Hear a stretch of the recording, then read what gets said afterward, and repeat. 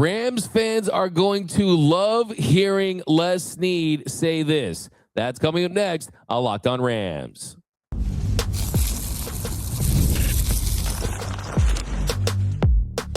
You are Locked On Rams, your daily Los Angeles Rams podcast. Part of the Locked On Podcast Network, your team every day. What is up, Ramily, and welcome to another episode of Locked On Rams, your daily podcast covering your Los Angeles Rams. Free and available wherever your podcast. Locked On Rams, part of Locked On Podcast Network, your team every day. We're also available over on YouTube, so if you haven't yet, do us a huge favor, join the party. Over 22,000. We're trying to get to 23,000 very soon, at least way before the draft. So definitely, if you haven't yet, do us a huge favor. Subscribe. If you want to support every single episode, drop a like, drop a comment down below. Podcast listeners, write us a review. By the way, Locked On, the #1 sports podcast network. So the podcast is still alive and well, too. There we go. We got Travis rocking the merch. My name is Doug. You follow me on X and Instagram at DMAC_LA. I've covered LA sports for over a decade, 24/7 sports, Bleacher Report, SI, the LA Sports Report. And as always, I'm joined by the Rams pre-half and post-game show host for the Rams flagship radio station, ESPN 710 LA. He's going to be entering his 12th season covering your Los Angeles Rams, the people's champ, Travis Rogers. You can follow him at Travis Rogers. And on today's episode, Les Snead did his end-of-season presser. We're going to have to dive into takeaways for him and McVay, so we're going to get into all that. We'll talk a little bit about the draft, too. Some interesting nuggets about the upcoming NFL draft and what the Rams might do. But first, today's episode is brought to you by Prize Picks. Download the Prize Picks app today and use code LOCKEDONNFL to get $50 off in lineups after you play your first $5 lineup. That's download the Prize Pick app today. Prize Picks. I love Prize Picks. So let's get right into it, Travis. So Les Snead, there were reporters yesterday, and he had some interesting nuggets. And I think the one that the Rams fans, the Ramblers, going to be most excited about is what he said about the cornerback group and just that group in general. He said, quote, "It'll be a position group that will attack over the next few weeks, few months." So just for starters, they're on the same page with the fan base. And I always say this. I mean, like, you don't know more about the Rams than the Rams do, right? So they it's not like a big secret. I saw people freaking out. What if they don't address the cornerback position? I'm like, dude, you really think that they saw the same team you saw and don't have that at the top of their list? They're going to go after that position, and they're going to be very aggressive. Yeah, I think I guess it's reassuring, but like you said, DMAC, that this was not something that was a subtle problem. This was something that was a top-of-the-line problem. And look, the reason that Les Snead and Sean McVay got those contract extensions is because they're really good at what they do. I don't think that, Les Snead woke up after they lost to the Seahawks in the NFC Championship game and thought, you know what? I think everything's great. I think everything's just fine. I think that we're just going to run this back next year all over again. He knows where the problems are. The problems are exactly what he said. It's exactly what I've said, what you've said, what Rams fans that are paying attention have known. They need help in the back end of their defense. It's corner in particular. They tried a bunch of guys there. They tried Darius Williams. They went out and got Roger McCreary. They tried to rehab Emmanuel Forbes. They bring in Kobe Durant. They even brought back Darian Kendrick at one point. Like, they just did not have the horsepower to cover guys that needed to be covered. Now, I get it. Like, JSN isn't going to be somebody that anybody's going to really cover, but they were getting beat up by some guys that weren't JSN. They were given guys opportunities that were not top of the line guys. So that they're going to go into it and start right there is no huge surprise. Now, I think what's interesting is, do they try to address it at the top of the draft with those 2 first-round draft picks, or do they try to do what they've done? And by the way, they've done it well. Do they try to do it later in the draft and try to do it a little bit more on a budget and spend those first-round picks on the other side of the ball? Look, Sean McVay is an offensive guy that he always wants to have as many weapons on that side of the ball as possible. Or has it gotten to the point where, look, we have to go at the cornerback position. We have to get better there, and we're going to spend our most valuable assets, first-round picks, to do that. That's the part I think that's more interesting. That they're going to take corners is not a surprise. It's when they're going to take them that I think gets really interesting. Exactly. It's, do you try to make a trade for a quarterback? Do you try to find someone on the scrap heap that you think is a reclamation project that you can get value out of? Because we know that the Rams, they think that they can find a scheme fit, someone that fits their scheme. Chris Shula is back. So that's something that you could feel like, okay, can we mask that enough? And then you probably will do yourself a favor and watch the NFC Championship game where Jackson Smith-Njigba had 10 catches for 153 yards and a touchdown, really got whatever he wanted. And there are plenty of examples throughout the season when the Rams played top flight receivers and they got whatever they wanted. So I don't think that is the play, but they do have to kind of go against what they've done for a while now. They have not drafted a cornerback in the top 100 of the NFL draft since 2019, since they took David Long Jr., and mostly they've taken veterans and found veterans that they felt, like I said, could fit their scheme, or they traded for Jalen Ramsey. And we know that that really helped lead to a Super Bowl. So if you look at kind of the draft, the good thing for the Rams is a lot of these really good cornerbacks that are going to be available are not those top 5 level cornerbacks, right? I mean, you look at the secondary, you're going to see a guy like Caleb Downs. He'll be picked higher. He, of course, is a safety. He probably gets picked 5 through 7 range. But where the Rams, they could be shopping is anywhere. Of course, they have the 13th pick, but you could see cornerbacks like Mansour Delane out of LSU, Jermod McCoy out of Tennessee. But right now, you see a lot of mocks, and Colton Hood out of Tennessee is a player that has been pretty consistently mocked towards the Rams. So obviously we'll do deep dives on these players. Hood, he was really good at the Senior Bowl, and there's a lot of upside there. But I think the question for me is are you confident that if you use high draft capital on a cornerback, that cornerback can play at a very high level in year one? Because that's what this is all about. It's like, okay, cool. Like, are we addressing the cornerback position for 2026 and 2027?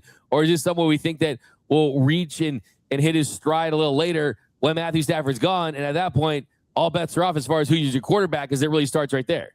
Bingo. That's exactly right. It's when are these guys going to be ready to go? Because it's a good problem to have, but the problem that the Rams have is they don't have the luxury of time. They don't have the luxury of letting these guys develop at a, typical NFL development rate. I've said this before a bunch.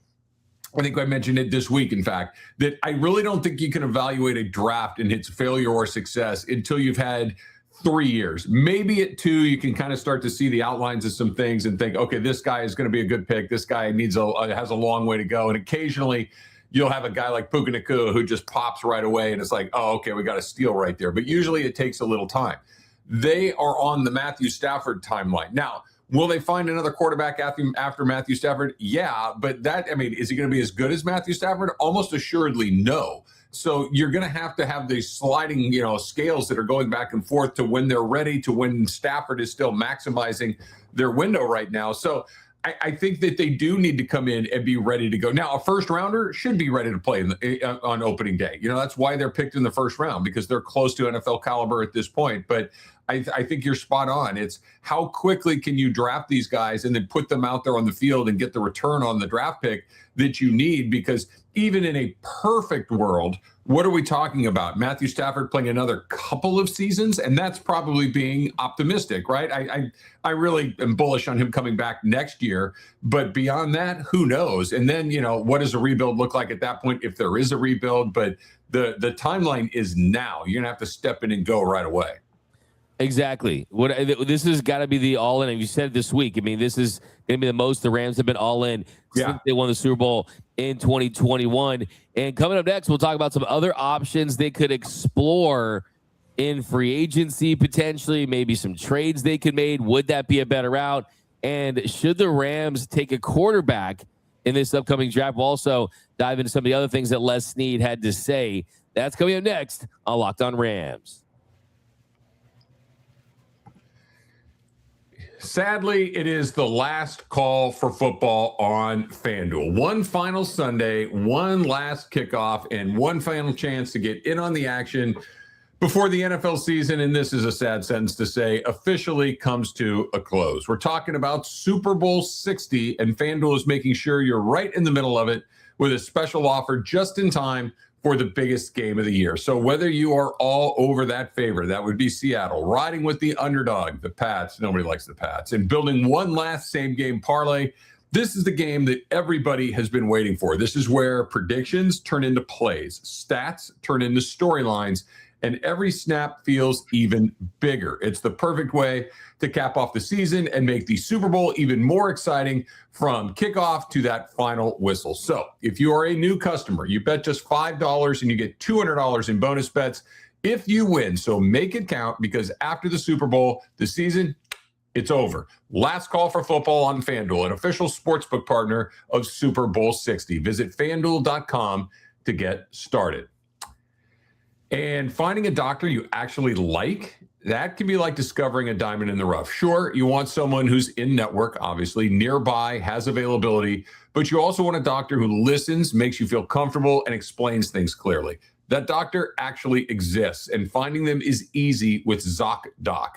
Zocdoc is a free app and website that helps you find and book high-quality in-network doctors so you can find someone you love without all of that hassle. We're talking about booking in-network appointments with more than 150,000 providers across 50 states, covering over 200 specialties from primary care and dentistry to dermatology and eye care. Now, Zocdoc makes it super simple. You can search by specialty or symptoms and actually build a care team that's going to work for you. And you see real-time availability and book instantly. No phone calls, no waiting on hold, none of that stuff. And whether you want to go in person or do a video visit, Zocdoc makes it easy either way. So stop putting off those appointments and go to ZocDoc.com/LockedOnNFL to find and instantly book a doctor that you love today. That's ZocDoc.com/LockedOnNFL, ZocDoc.com/LockedOnNFL. Big thanks to Zocdoc for sponsoring this message.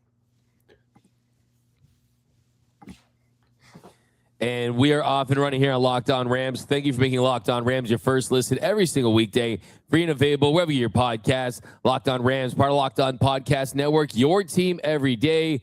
Also, a big shout out to those everyday listeners out there watching, listening to every single episode of Locked On Rams, off season, during season, and also welcome to the new members of the Everyday Listeners Club. So you can join too. Go to lockedonrams.supercast.com to join the Everyday Listeners Club. You get ad-free audio wherever you get your podcast. You get exclusive content, exclusive merch, and access to a members-only Discord where Rams fans are talking ball 24/7, 365. So if you want to support this show and also just take your Rams fandom to the next level, go to lockedonrams.supercast.com. All right, Travis, here in our second segment, this is probably the thing that Les Snead said that will get Rams fans the most excited, and that is that he basically hinted at the Rams going all in. Something that you have said, something that you suspected. Are we bringing the FM picks era back? Well, he said, quote, if Matthew decides to come back, there will be an element. Let's definitely make the most of the time we have with Matthew. The type of season that he showed he had, there's only so many of those left. So, yes, the Rams did not win the Super Bowl the past season. And yes, it was a crushing loss. But the way that he performed, it's going to give you another crack at it. If he maybe had a B season for Matthew Stafford, you might not feel this way. But he had an A to a really A+ season considering what we were talking about with him at the start of the year. So that puts the Rams right there in the all-in mode. So all things, anything that happens this offseason when the Rams go big and go bold, you can thank Matthew Stafford. Yeah, and this is why the Matthew Stafford situation, for lack of a better word, coming into this offseason, I think is far less dicey than it was a year ago. This is the third year or so that we've kind of gone into it saying, is he, isn't he? And it sure feels like he is. And it sure feels like this is the one place that I get that there's tens of millions of dollars involved. And what do I know about that? Nothing. But he's also made about $400 million in his career. So I don't think he's going to try to take the finish off the table in a negotiation. I think he's going to understand that he needs some pieces along the way to make him go make a run to one more Super Bowl. So I think that gets done. This is so obvious, but it's also bears repeating. If you don't have a quarterback in the NFL, you have nothing. that everything else on your team needs to be literally letter perfect if you're going to make a run, if your quarterback is something other than pretty good. If you have an excellent quarterback, and the Rams do, then your other things can be something less than perfect, that he can win some games for you. He can do some things that other guys can't. The Rams are fortunate enough to have one of those. There's maybe, and I'll be generous, there are maybe 10 of those guys in the whole league, okay? They're exceptionally hard to find. And when you have one, and especially when you have one that is aging, and Matthew Stafford, I don't mean aging in a his performance capacity. I'm talking about just literally his age, and the end of the line is sooner than later. You have to try to maximize that to the best of your ability. I think they're going to. I think that, whether they get there or not, who knows? But your chances of winning the Super Bowl with a real quarterback, a difference-making quarterback, are almost infinitely more than if you just got a guy. Most of the league has a guy. The Rams don't. So that they're going all in is not a surprise to me, because they care deeply about winning, but they also know what we're talking about. If you don't have one, you don't go all in, because it almost doesn't matter. But when you do, you're almost obligated to do it. And I think they will. And look, they should be playing in this game. I'm not saying that Seattle didn't earn it. They certainly did. But the Rams and Seattle are a play or two apart from one another. The Seahawks are going to win the Super Bowl on Sunday. That could easily be the Rams, and it could easily be the Rams next year. It 100% could. There's no doubt about it. By the way, yeah, they should be playing in this game. They should. But boy, was I laughing, man. I love the fact that Levi's Stadium had to take down a Brock Purdy mural to put up a Sam Darnold mural. And imagine having your division rival, the Seahawks, in your end zone. By the way, this could be karma, because next year it's in LA, and I don't want to see that in LA. Let's make sure it says Rams at SoFi Stadium next year, and let's not fumble like the San Francisco 49ers did by not getting the Super Bowl in their own stadium. Well, yeah, yes to everything you said. And it's not just Sam Darnold going up. He was their backup quarterback. He was he was a San Francisco 49er that never played. And I'm not saying that, they should have played him ahead of Purdy, but Sam Darnold, it's one of those weird things where in the right set of circumstances, and this kind of goes back to what we were talking about with Stafford. When everything else is darn near perfect, you can get away with a quarterback that makes a mistake here or there. Sam Darnold makes mistakes occasionally, but in this run, he's been clean as a whistle. And the Seahawks went from last year, they're kind of, it's Geno Smith. It is what it is. Fired the coach. They bring in, or 2 years ago, they fired the coach. They bring in Darnold, and all of a sudden the thing just goes like this. And it was amazing how quickly it can happen when that quarterback is right. And this league's all about you being a circumstance of your decisions, of your choices, right? It's a salary cap league. It's a league where draft capital is extra important. And that's the biggest difference between what we're probably going to see this offseason and what we've seen the last couple off seasons. Because last couple off seasons, yes, they made some pretty big power moves, bringing in Poona Ford to stop the run, going out there and getting Devontae Adams. But the difference this offseason is, Snead has said it. He said that this entire run, he's been building this team for the present and the future. Do you get a little less future and a little more present? That's kind of my thing and what I'm looking at this offseason. Do we see them go out there and just be more aggressive for players that they don't really care about what they do for them in 2028? And I certainly think that when you look at the history of this organization, bringing in guys like Jalen Ramsey, Brandon Cooks, Marcus Peters, Sammy Watkins, Von Miller, who's going to be that guy this offseason? I mean, that's and what position do they focus on? Because I've seen Todd McShay, for example. Oh, the Rams should go out and they're the best fit for Ty Simpson and Garrett Nussmeier, quarterbacks. I would boo to the high heavens if they would use a second-round pick on a quarterback that, one, I just don't think is going to pan out to be a franchise quarterback for the Rams in a city where you need some sizzle, you need some star power at that position. I think that, it might not be relevant to Sun, but if you live in this town, you kind of know that's a fact. And then otherwise, too, I mean, give Matthew, load up, man. Load up. Give Matthew Stafford every possible weapon you can have and address every need you can have this offseason. I don't want to hear the word quarterback if it's not Matthew Stafford this offseason. Yeah, I'm with you. I'm with you. I don't. Look, The only way I would change my tune slightly, let me just make it clear. I agree with what you're saying. But if Sean McVay is sitting in his office with his arms across his chest saying, that guy is awesome. That guy is, I can play the next 10 years with that guy. I know it in my bones that guy is awesome. Then go do it. But if it's anything other than that, if it's one of those, hey, let's take a chance, we might not be around. A player of that caliber might not be. No. I'm with you. Spend all of your money elsewhere and go do it and try to fix it later. Because look, fact of the matter is, you're not going to get a guy like this again, probably for a while. Like the Rams have been pretty darn lucky over the last, 10, 12 years or so. They've had two incredibly capable quarterbacks. One, Jared Goff, was very good.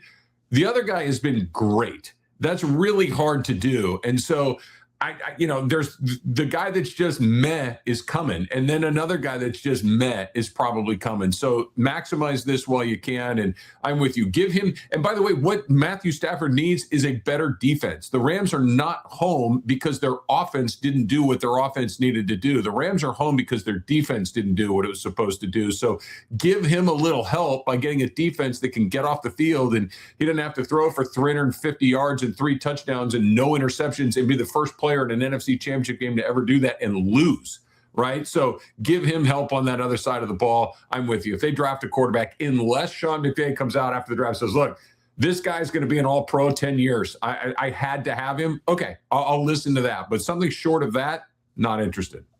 Yeah, exactly. And that's why it kind of goes back to the top of the show. Do you draft a guy? Do you trade for a guy? A guy like Trent McDuffie of the Kansas City Chiefs, he could be available. Marlon Humphrey could be available. Jesse Bates III from Atlanta. I mean, we're talking about established cornerbacks that if you could just kind of envision, wow, that side of the field, we got it covered. We just got to worry about the other side, and we kind of fill in the pieces there. And like you said, you give Matthew Stafford a competent defense, he's going to score you enough points. And I think, too, like the special thing, I'd just be shocked if McVay is looking when you think about the names they've kind of thought about. I think that the mobility aspect is certainly something that's in play. Like Fernando Mendoza, is he special at this level? I mean, I do like the fact that you see how he said that he's addicted to winning now. He's addicted. Well, I know the he cure. Better be unaddicted because he's going to the Raiders. I know the cure to your winning addiction. Go play quarterback for the Las Vegas Raiders. That'll cure that in about 6 weeks. Yeah, exactly, man. He's going to go through withdrawals. He's going to be having the shakes by week 3 because, he ain't going to do a lot of winning there. But someone like that, would that move you? Like that kind of special? Look, I'm not gonna pretend that I know this in a way that NFL scouts know it. There are some guys that you look at and go, oh, I'll take that guy. I want him. When you watched, Andrew Luck in college, when you watched Cam Newton in college, there's some guys just like, oh, no, I want that. I don't see that with Fernando Mendoza. I could be wrong. I'm not saying that the guy's going to fall flat on his face. That he's going to the Raiders certainly doesn't help. But I don't know. That's why I would trust Sean McVay. That's why I would trust Les Snead. If they see something in somebody, my eyes and my soul are open to it. But I did not see anybody in the draft this year that goes, oh, my God, I have to have that guy.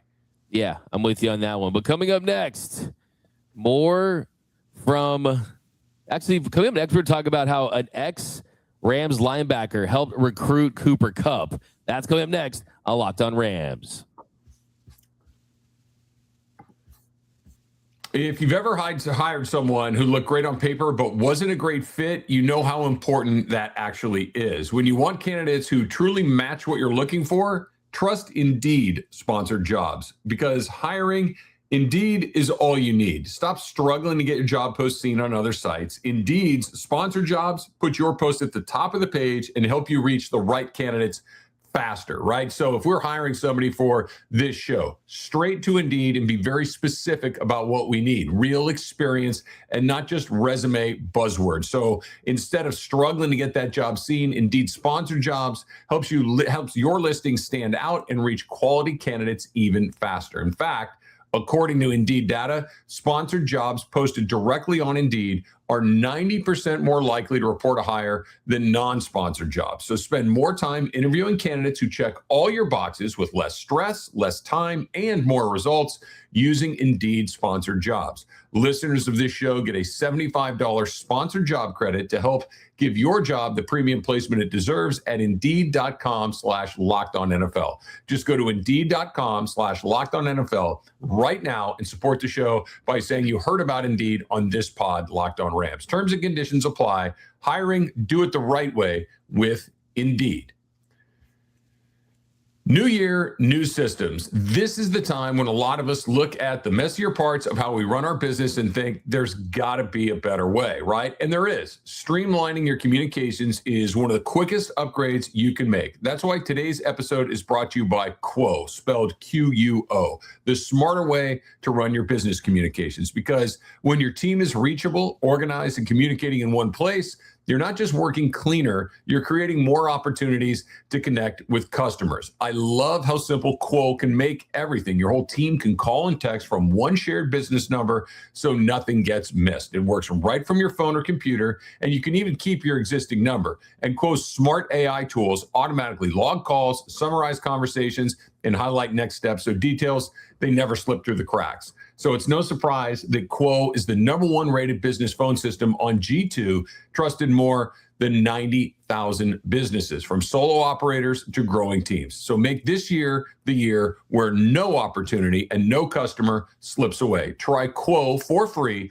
plus get 20% off your first 6 months when you go to quo.com/LockedOnNFL. That's QUO.com/LockedOnNFL. Quo, no missed calls, no missed customers.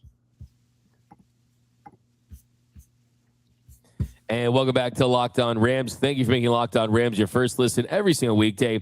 Free and available wherever you get your podcast. Locked On Rams, part of Locked On Podcast Network, your team every day. All right, Travis, on tomorrow's show, we're going to get the top Rams Super Bowl moments. We'll react to those. There was a lot in the top 100. Spoiler alert, Mike Jones will be discussed tomorrow. But saw this, that Ernest Jones, former Ram Ernest Jones, reportedly was heavy on the recruiting trail to get Cooper Kupp to Seattle. He was raving about the Seattle culture, the Seattle defense, saying that he would be a great fit there. And it's kind of wild to me just because when we think of culture, we think the Rams have the best culture. Is he saying the Seahawks have better culture than the Rams or whatever it may be?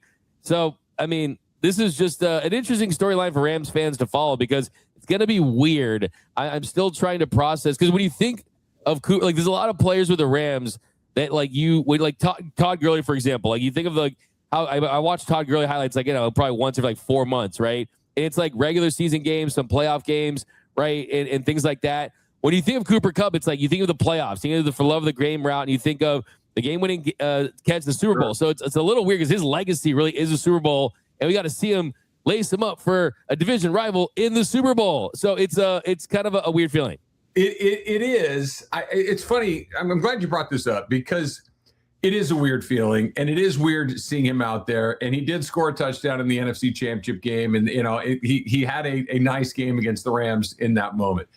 What makes it more palatable for me, and look, it would have been great if Cooper Kupp could have spent his entire year in a Rams uniform, entire career in a Rams uniform, but that just doesn't happen very often in the NFL. It just, Jerry Rice was on other teams, Joe Montana, guys move around, whatever. But here's why it is weird. I'm not trying to dismiss that.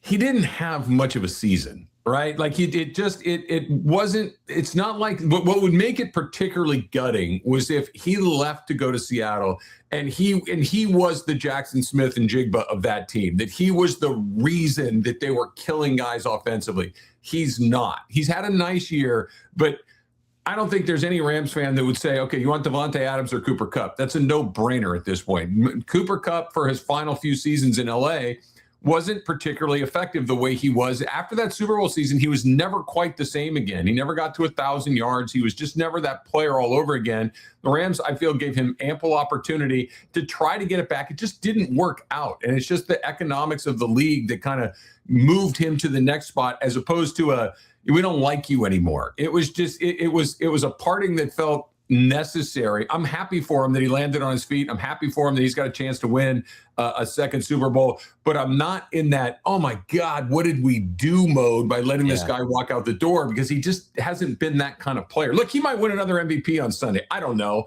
but I can live with the decision to move on from Cooper Kupp. That's a really good point. It's not like he went out there and had Triple Crown Cooper Kupp level production or anything like that. It's not like you're out there saying, man, if we had Cooper Kupp, we would have beat the Seahawks. But he did have that big catch that essentially ended the game. And guess what, Travis? We're at the 30-minute mark here, right? The 30-minute mark. We got so close. Give you an example. Corey Seager going to the Texas Rangers and being that World Series MVP, still in his prime, being a great player, and seeing him win a World Series before this run with Shohei Ohtani. That was one that made you feel like, man, he should still be on our team. We let him get away. He should be doing that with us. So shout out to Siegs. See, Corey Seager was one of my all-time favorite Dodgers. I hated to see him go. And then when he went and won another World Series with the Rangers, that was one of those, man, because he was just awesome all over again. Kupp really hasn't been like that. And good job in saving the streak, D-Mac. Well done. Hey, we were close. We're at the buzzer, baby. But hey, honestly, good luck to Coop Cobain. Honestly, I find myself, as we get close to the game, kind of wanting him to win and at least have a moment, because I think he's a great dude, and he'll be a Ram for life for sure. But that's going to do for this episode of Locked On Rams. My name is Doug McCann. You can follow me on X and Instagram at DMAC_LA. And you can follow the People's Champ, Mr. Travis Rogers, at Travis Rogers. I believe an NBA trade deadline special today. At Rock and Brews in El Segundo, baby. Yep, starting at 3 o'clock. Travis buzzing about that trade deadline. Go check out the People's Champ breakdown. The Lakers getting Giannis. That's going to be exciting. Yeah. But see you guys tomorrow, and until next time, whose house? It's Locked On Rams house.